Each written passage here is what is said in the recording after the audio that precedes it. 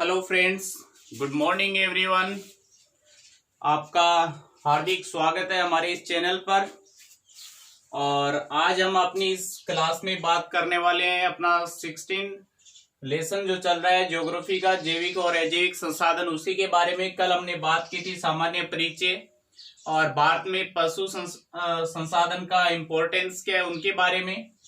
आज हम जान लेते हैं भारत के प्रमुख पालतू पशुओं के बारे में।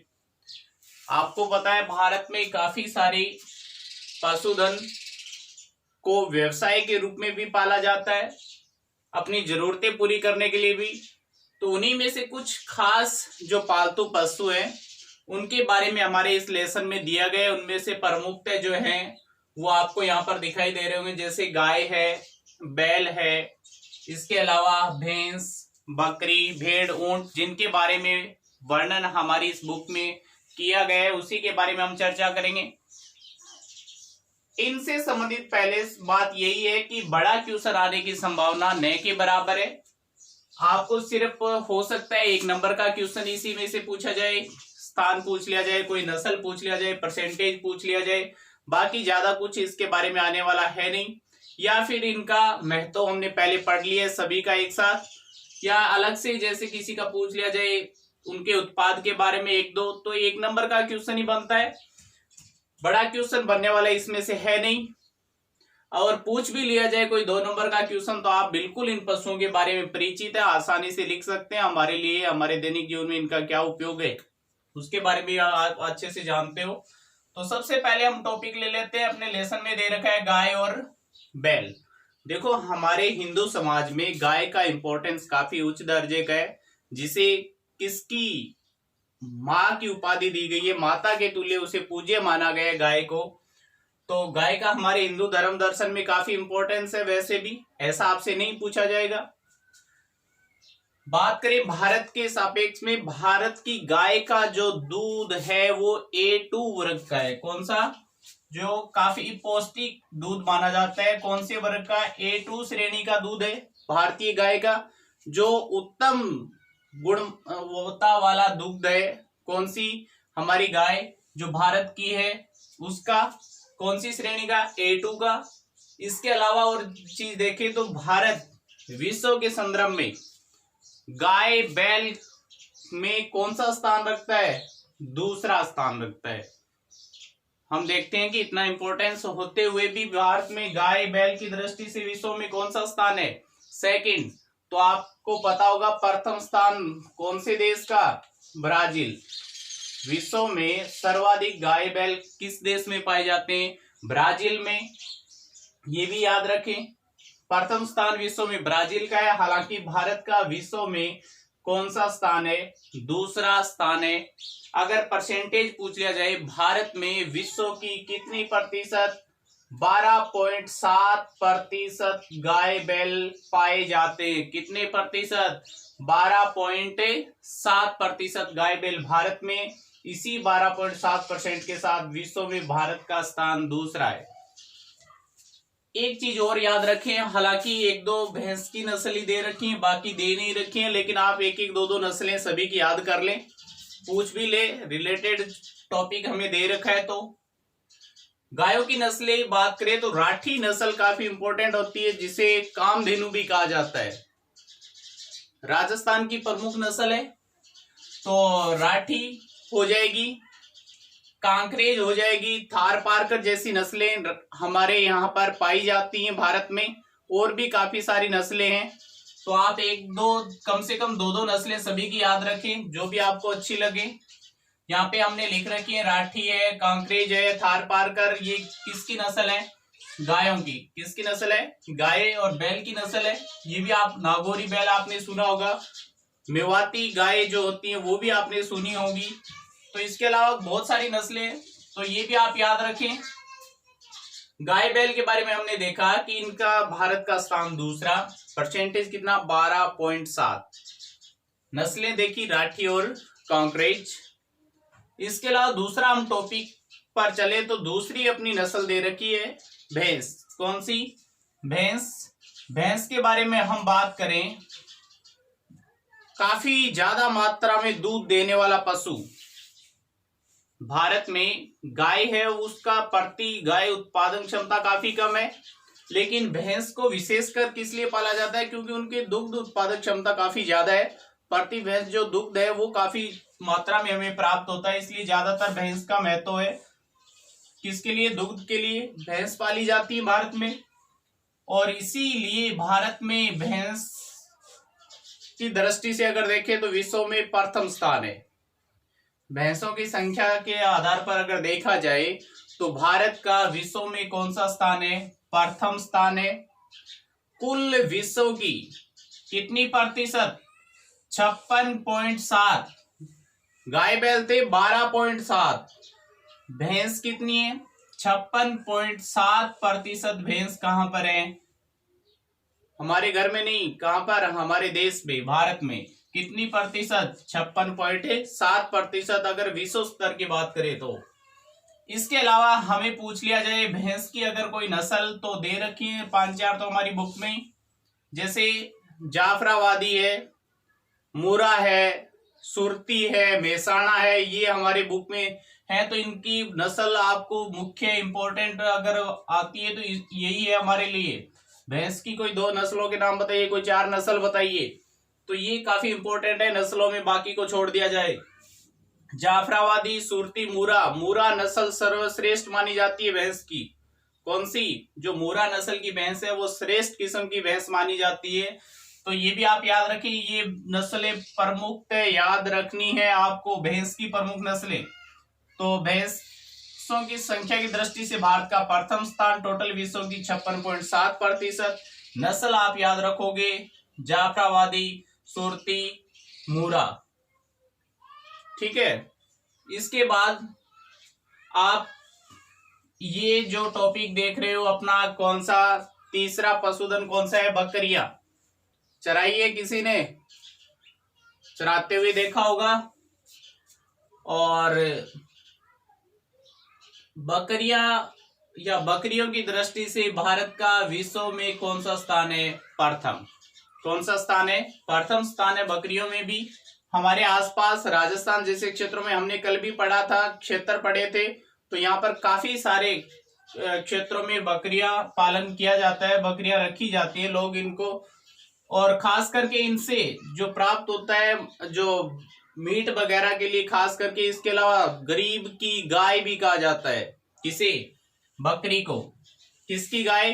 गरीब की गाय। प्रति बकरी 2-3 लीटर तक दूध हम देख सकते हैं अगर अच्छी नस्ल की बकरियां हो तो। इसके अलावा इसे एक विशेष बात ये भी याद रखना, राजस्थान का फ्रीज कहते हैं। घर में तो फ्रीज सभी ने देखा है, लेकिन बकरियों को राजस्थान का फ्रीज, रेगिस्तान का फ्रीज, चलता फिरता फ्रीज किसे कहा जाता है? बकरी को। क्यों कहा जाता है? क्योंकि जब चाहे तब क्या निकाल सकते हैं? दूध निकाल सकते हैं। और फ्रीज में भी क्या है, कभी रख दिया तो खराब नहीं होगा, सेफ मिलेगा। वैसे ही बकरियों का दूध जब चाहे, चाय की जी में आ गई और क्या निकाल लिया, दूध निकाला खेत में, वहीं बनाई चाय और मजा लीजिए। उसके 10 मिनट बाद फिर अगर चाहिए तो तैयार है। तो बकरियों को राजस्थान का फ्रीज या चलता फिरता फ्रीज भी कहा जाता है। प्रथम स्थान है। कौन सा स्थान है? प्रथम। वैसे भी ओवरऑल राजस्थान का प्रथम स्थान है अगर भारत में देखा जाए तो। किस में? बकरियों में। विश्व की कितनी प्रतिशत? 14.5% बकरियां कहां पर हैं? भारत में। विश्व का अगर परसेंटेज देखें तो कितना प्रतिशत है? 14.5% है। प्रमुख नस्लें हम देखें तो जमुनापरी है। इसके अलावा बारबरी जो है, नागौरी नस्ल की बकरियां भी आपको देखने को मिलेंगी। सिरोही नस्ल की भी आपको देखने को मिलेंगी। ये काफी सारी नस्लें हैं, तो इनमें आप याद रख लेना कोई 2, बाकी की भैंस वाली आपको बता दिए, याद रखनी ही रखनी है। जमुनापरी, बारबरी जैसी नस्लें। किसकी नस्लें? बकरी की नस्लें। कितना प्रतिशत भारत में? 14.5%। कौन सा स्थान भारत का बकरी पालन में? प्रथम स्थान। कौन सा स्थान? प्रथम। अभी तक हमने देखा दूसरा है केवल गाय बैल में, भैंस में प्रथम, बकरियों में प्रथम। अब हम चल रहे एक और टॉपिक, भेड़। भेड़ व्यवसाय या भेड़ पालन में भारत का विश्व में चीन के बाद कौन सा स्थान है? दूसरा स्थान।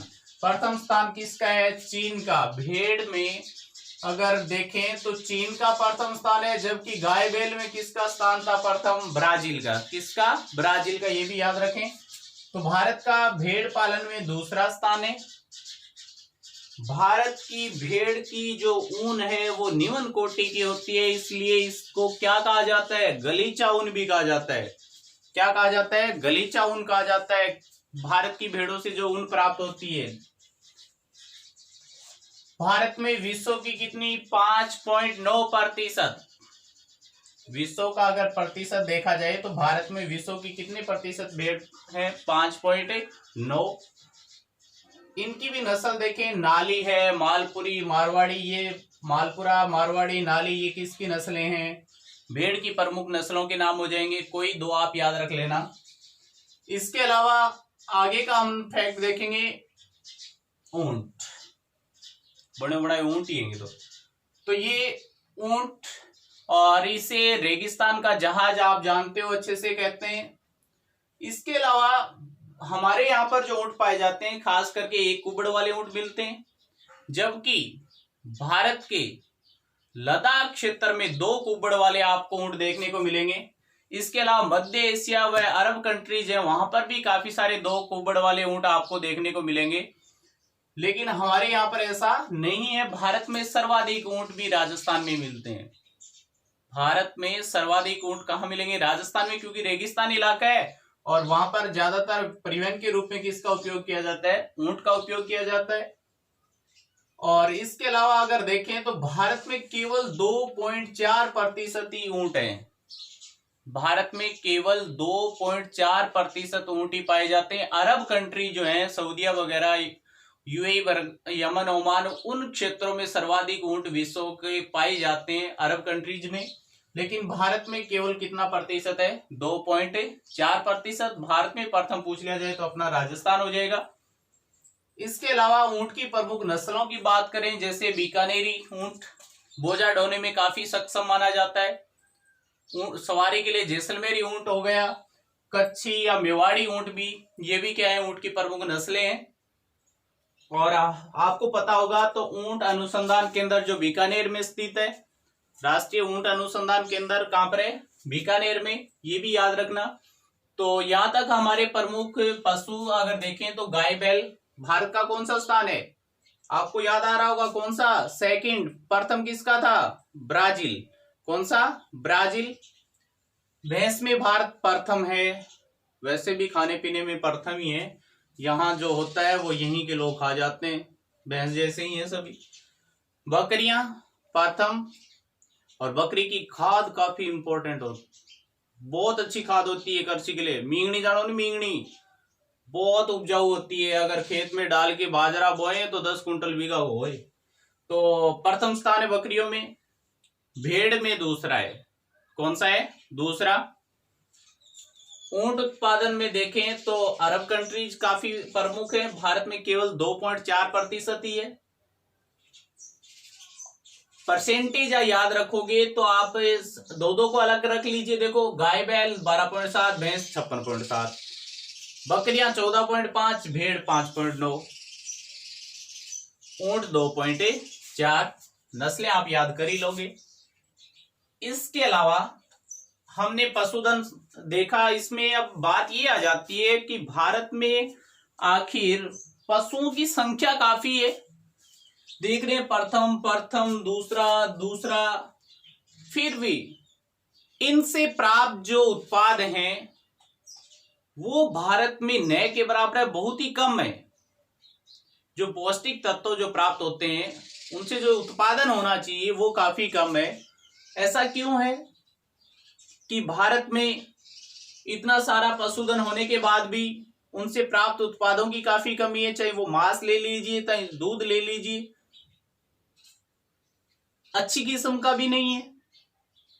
क्योंकि काफी सारी ऐसी कंडीशंस भारत में है, चाहे यहाँ के लोगों की अशिक्षा को ले लीजिए, अज्ञानता को ले लीजिए, या फिर यहाँ की चिकित्सा सुविधा ऐसी हो सकती है जिसकी वजह से वो गुणवत्ता यहाँ पर नहीं है, यहाँ की नस्लों में कोई कमी हो सकती है। तो उन फैक्टों को अगर हम देखें तो हमारा क्वेश्चन आता है कि भारत में आखिर ऐसा क्यों है कि पशुधन की जो कंडीशन है वो काफी कमजोर है। ये बड़ा क्वेश्चन 4 नंबर का हो सकता है अपना, कि भारत में पशुधन की कमजोर स्थिति के क्या कारण है। एक क्वेश्चन ऐसा भी है कि इनमें सुधार कैसे किया जा सकता है। दोनों को आप साथ में याद कर लीजिए, अलग से याद करने की जरूरत नहीं है। कमी क्यों है और सुधार कैसे हो सकता है। अगर कमी की पूर्ति हो जाएगी तो सुधार हो जाएगा, जो कमी है उसकी पूर्ति कर देंगे तो अपने आप वो पूर्ति हो जाएगी उस चीज में। पॉइंट हम याद रखेंगे। क्वेश्चन हमारा क्या है, भारत में पशुधन की कमजोर स्थिति के क्या कारण है। पहला पॉइंट यहां पर लिखा हुआ है कि पौष्टिक आहार व हरे चारे की कमी। पशु रखते जरूर हैं लेकिन सोच क्या होती है कि रुको सुको बच्चों गुंचो होगो वो घेर देंगा वो खा बोग रहे और आपने लीटर 2 लीटर दूध घर को काम चाल बोग रहे हो। सोच भी यहीं तक है, तो वैसा ही उत्पादन। पौष्टिक आहार व हरे चारे की कमी 1 नंबर कारण, जिसकी वजह से अगर आप पौष्टिक आहार खुद नहीं लोगे तो हम में ही कमी होगी, बीमारियां होंगी। तो ऐसा होने की वजह से पशुधन है उनको पर्याप्त चारा उपलब्ध नहीं हो पाता, अलग से कोई चारागाहों की व्यवस्था नहीं की गई है। अच्छी पशु नस्लों का भी क्या है, अभाव है। भारत की जो पशु नस्लें हैं, चिकित्सा सुविधा आधुनिक जो तौर तरीके अपनाए जा रहे हैं दिनों दिन, वो यहाँ पर चिकित्सा सुविधाएं नहीं है। खास करके जो कृत्रिम गर्भाधान है उसकी व्यवस्थाएं नहीं है, जिसके कारण पशुओं का जो उत्पादन क्षमता है वो काफी कम है। पशुओं की बीमारियां, पशुओं में आप देखते हो जैसे मुंह पका आ जाता है, खुर पका जैसे आपने रोग सुने होंगे, गलघोटू रोग आपने सुना होगा, जो क्या करते हैं संक्रमण से फैलते हैं, एक दूसरे के संपर्क में आने से फैलते हैं। और हम यहाँ पर देखते हैं कि पशु हैं वो कोई अलग से उनकी व्यवस्था नहीं है, सभी एक साथ चलते रहते हैं। हम देखते हैं जंगलों में वगैरह तो, और कचरा वचरा खाने से, गंदा जल पीने से, गंदगियां जो है बाहर उनको सड़े गले चीजों को खाने के कारण काफी सारी बीमारियां फैल जाती हैं। उनका सही उपचार की व्यवस्था यहाँ पर है नहीं, तो वो संक्रमण में आपसी संक्रमण के कारण काफी सारी बीमारियां पशुओं में उत्पन्न होती हैं, क्योंकि उनको अलग अलग नहीं रखा जाता, एक साथ सामूहिक रूप से रहते हैं। ये भी एक कारण हो जाएगा। चौथा, पशुपालकों की अज्ञानता। देखो ऊपर वाले तीनों ही फैक्ट हैं, तो उसमें ये अहम फैक्ट होता है, क्योंकि पशुपालकों को ज्ञान ही नहीं होगा तो सुविधा होंगी या सुविधाओं की संभावना है तो भी वो क्या नहीं कर पाएंगे, उनका उपयोग नहीं कर पाएंगे। इसलिए सबसे जरूरी हो जाता है कि जो पशु रखते हैं, जो पशुपालक हैं, उनको उनके बारे में, पशुओं को कैसे रखा जाए, उनके लिए चारे पानी की व्यवस्था कैसे की जाए, किस प्रकार की व्यवस्थाएं होनी चाहिए, कौन सी चिकित्साएं उन्हें समय समय पर उपलब्ध करवाई जानी चाहिए, वो अगर ज्ञान लोगों को नहीं होगा तब तक इसमें सुधार नहीं किया जा सकता। तो ये भी अहम फैक्ट हो जाता है, पशुपालकों का अज्ञानता या उन्हें उनके बारे में पूर्ण जानकारी नहीं होना। तो 4 हमने पॉइंट देखे भारत में पशुधन की कमजोर स्थिति के, क्या कि पशुओं के लिए जो चारा है, पौष्टिक आहार है, वो उन्हें उपलब्ध नहीं हो रहा। अच्छी पशु नस्लों का भारत में क्या है, अभाव है। पशुओं की जो बीमारियां हैं उनके लिए उपयुक्त रोकथाम नहीं है। पशुपालकों को पशुओं को रखने की क्या नहीं है, जानकारियां नहीं है, किस तरीके से पशुपालन किया जाता है। तो ये तो हो जाएंगी कमजोर स्थिति के कारण। अगर आपसे यही पूछ लिया जाए कि भारत में पशुधन की स्थिति काफी कमजोर है, इसमें सुधार करने के कोई आप अपने सुझाव दीजिए। कैसे, आपको पता है कंडीशन खराब है लेकिन कैसे सुधारी जा सकती है, तो आपको ये पता है कि इन कारणों से कंडीशन खराब है, तो आप उन फैक्टों को अगर पॉजिटिव कर दोगे, हरे चारे पौष्टिक आहार की कमी है तो आप ऐसा कर दीजिए कि उत्तम चारागाहों का विकास कर दीजिए। अगर यहाँ पर अच्छे उत्तम चारागाह होंगे पशुओं के लिए तो पौष्टिक आहार मिलेगा उन्हें, अपने आप सुधार होगा। तो सुधार के लिए हमें क्या करना है, विकास के लिए क्या करना है, उत्तम चारागाहों का क्या करना पड़ेगा, विकास करना पड़ेगा। उनके लिए उपयुक्त जो जरूरी जो आहार है वो हमें अवेलेबल करवाना पड़ेगा। उनके लिए व्यवस्थित चारागाह बनाए, कृषि कार्य करें, उनके साथ साथ पशुओं का विशेष ध्यान रख के लिए उनके लिए अलग से हरे चारे की व्यवस्था की जाए। दूसरा, हमने कमी देखा था नस्लों में कमी, तो सुधार करने के लिए क्या करना पड़ेगा, कृत्रिम गर्भाधान केंद्रों की क्या की जाए, स्थापना की जाए। ज्यादा से ज्यादा लोगों को इसके बारे में जागरूक करें और ऐसे सेंटर जो अभी तक ग्रामीण परिवेश में तो नए के बराबर देखने को मिलेंगे, तो वहां तक लोगों तक इसकी जानकारियां हो। आसपास की ग्राम पंचायत या ग्रामीण क्षेत्रों में कृत्रिम गर्भाधान सेंटरों की क्या की जाए, स्थापना की जाए, ताकि उनका सही समय पे क्या किया जाए, उपचार किया जा सके। चिकित्सा सुविधाएं उपलब्ध करवाना, पशुओं के अस्पताल हम देखें तो हमें दूर दराज देखने को नहीं मिलते। हमारे अस्पताल तो मिल जाएंगे गांव में, लेकिन पशुओं के लिए इलाज की व्यवस्था हमें दूर दूर तक चिकित्सा सुविधाएं उपलब्ध नहीं हो पाती। उसके कारण गांव में काफी सारे पशु हैं, वो किसी भी प्रकार की बीमारी के कारण क्या हो जाते हैं, मर जाते हैं, क्योंकि लोग ध्यान देते नहीं। और ध्यान भी कैसे दें, उनको आसपास देखें तो डॉक्टर भी अच्छा नहीं मिले तो वो जाए भी तो कहां। तो इसलिए भारत सरकार को सोचना चाहिए या फिर इस तरफ ध्यान देना चाहिए कि अपने गांव के आसपास या फिर पंचायत स्तर पर जरूर किसी ना किसी प्रकार से क्या होना चाहिए, चिकित्सा अस्पताल होना जरूरी है। किसके लिए, पशुओं के लिए। तो चिकित्सा सुविधाएं क्या की जाए, उपलब्ध करवाई जाए, ज्यादा से ज्यादा पशुओं पे ध्यान दिया जाए, उनकी बीमारियों की रोकथाम हेतु उपाय किया जाए। वैज्ञानिकता का प्रचार प्रसार करना, पॉइंट क्या था इधर की पशुपालकों की अज्ञानता, उन्हें जानकारी नहीं है, इसलिए आधुनिक तौर तरीके से किस तरीके से पशुपालन किया जा सकता है, क्या क्या ऐसी विधियां हैं, क्या क्या ऐसे तौर तरीके हैं जिससे पशुपालन को, व्यवसाय को और ज्यादा वृद्धि की जा सकती है, उनके उत्पादन में वृद्धि की जा सकती है। उन चीजों के बारे में लोगों को बताना, ऐसे तौर तरीकों का प्रचार प्रसार करना, चाहिए वो अपने एडवर्टाइजमेंटों के जरिए हो या फिर गांव गांव में जाकर पोस्टरों के माध्यम से लोगों को बताकर, मीटिंग्स के माध्यम से जो आधुनिक पशुपालन है उसके बारे में लोगों को, उन पशुपालकों को क्या करें, समय समय पर जानकारियां उपलब्ध करवाएं। तो ये क्या हो जाएंगे, अगर सुविधाएं अगर होने लगेंगी तो लोग जरूर इसके बारे में, पशुपालक व्यवसाय के बारे में जागरूक होंगे और उनमें सुधार करना अति आवश्यक भी है, और ऐसा करेंगे तो सुधार होगा भी। तो हमारा ये क्वेश्चन काफी इंपॉर्टेंट रहता है। बड़ा क्वेश्चन अगर आता है कि पशुधन तो कमी के कारण हमने देखे, इधर हमने लिखे थे कि सुधार के क्या कारण है, क्या उपाय हो सकते हैं जिससे पशुधन में क्या किया जा सकता है, सुधार किया जा सकता है, वो भी हमने यहाँ पर कंप्लीट कर लिए। तो पशुधन संसाधन में अपना आज का ये यहाँ तक का टॉपिक अगर देखें तो कंप्लीट होता है। ज्यादा कुछ आपको महत्व देखें तो महत्व में हमने याद करने वाली ऐसी कोई चीज नहीं है। फैक्ट अगर देखें, एक एक नंबर का कोई क्वेश्चन है तो यहाँ हमने इनको देखा, इनका परसेंटेज या स्थान मुख्य। इसके अलावा पशुधन की ये पॉइंट अगर बड़ा क्वेश्चन देखें तो बिल्कुल इजी क्वेश्चन है, सामान्य सा। सिर्फ हमें याद क्या रख दें, ये 4 पॉइंट याद रखने, केवल 4। अगर आपने कमी वाले याद रख लिए तो सुधार वाले अपने याद है, सुधार वाले याद है तो कमी क्या है तो वो अपने आप ऑटोमेटिक हो जाएगी। अगर चारागाहों का विकास नहीं हुआ तो पशुधन की स्थिति कमजोर हो जाएगी।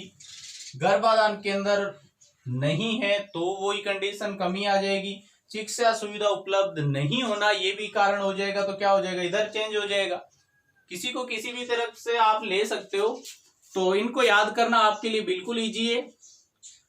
आगे हम पढ़ेंगे, वो पढ़ेंगे भारत के वन संसाधनों के बारे में, वनों के बारे में।